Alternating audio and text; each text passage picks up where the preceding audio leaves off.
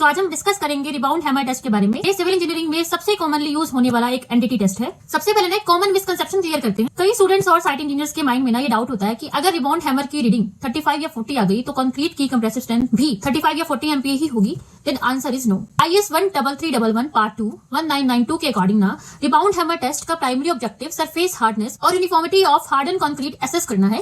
ये टेस्ट ना कंक्रीट की exact compressive strength directly determine नहीं करता। एक क्वेश्चन आता है कि मैम अगर ये स्ट्रेंथ नहीं बताता तो फिर इसका यूज ही क्या है। The question is very good. मैंने आपको एक एग्जांपल के साथ बता, सपोज एक ब्रिज है या कोई फ्लाईओवर है या फिर कोई हाई राइज बिल्डिंग जिसमें हंड्रेड्स ऑफ स्ट्रक्चरल मेंबर्स हैं, तो क्या हम हर बीम, कॉलम और स्लैब का कोर टेस्ट कर सकते हैं? तो प्रैक्टिकली नहीं पॉसिबल है ना।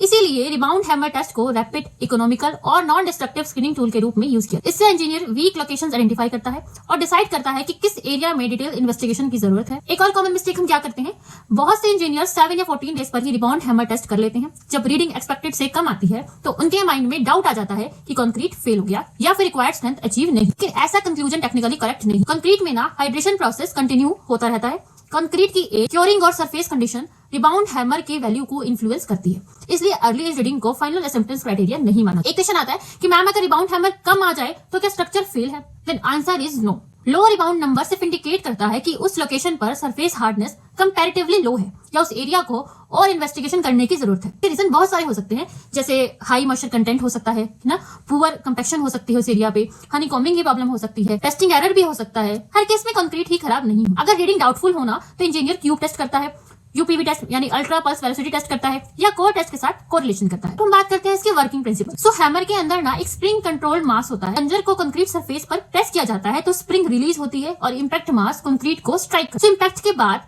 हैमर जितना रिबाउंड करता है उसे ही हम क्या कहते हैं, रिबाउंड नंबर कहते हैं। So higher rebound number generally indicates higher surface hardness, not necessarily high compressive strength. Testing direction बिना रीडिंग को इफेक्ट करती है। Horizontally, vertically, upward, vertical downward testing में रिबाउंड वैल्यूज डिफरेंट हो सकती है। इसलिए टेस्टिंग डायरेक्शन को हमेशा रिकॉर्ड करें और एप्लीकेबल करेक्शन गाइडेंस फॉलो करें। सो एक डाउट हमें यह भी आता है कि हमें कितनी रीडिंग्स लेनी चाहिए वहां पे। सो एक रिप्रेजेंटेटिव ना टेस्ट एरिया पर मल्टीपल रीडिंग्स लेता है। अगर कोई रीडिंग्स बाकी रीडिंग से सिग्निफिकेंटली डिफरेंट हो तो उसका रीजन इन्वेस्टिगेट करके रिप्रेजेंटेटिव एवरेज निकालना। सिर्फ एक रीडिंग के बेसिस पर डिसीजन लेना इंजीनियरिंग प्रैक्टिस नहीं है। तो प्रिकॉशंस क्या लेनी है हमने, जिस स्ट्रक्चर पर हमें रिबाउंड अप्लाई करना है वो एरिया हमेशा क्लीन होना चाहिए, ड्राई और स्मूथ होना चाहिए, प्लास्टर्ड सरफेस पर टेस्टिंग नहीं करनी चाहिए, हनीकॉम्बिंग या क्रैक्ड एरिया पर इंपैक्ट नहीं करना चाहिए, रीइंफोर्समेंट के डायरेक्टली ऊपर भी टेस्टिंग अवॉइड करनी चाहिए और एजेस और कॉर्नर्स के बहुत पास भी टेस्ट नहीं करना। एंड मोस्ट इंपॉर्टेंट बात कि हमेशा हैमर की calibration time to time verify करनी चाहिए कि हैमर कैलिब्रेटेड है या फिर नहीं। अगर वो कैलिब्रेटेड नहीं होगा तो टेस्टिंग में एरर आ सकता है। और एक लाइन जो हर साइट इंजीनियर और क्वालिटी इंजीनियर को याद होनी चाहिए कि low rebound hammer number means further investigation required. It does not mean that the concrete और द स्ट्रक्चर हैज फेल्ड।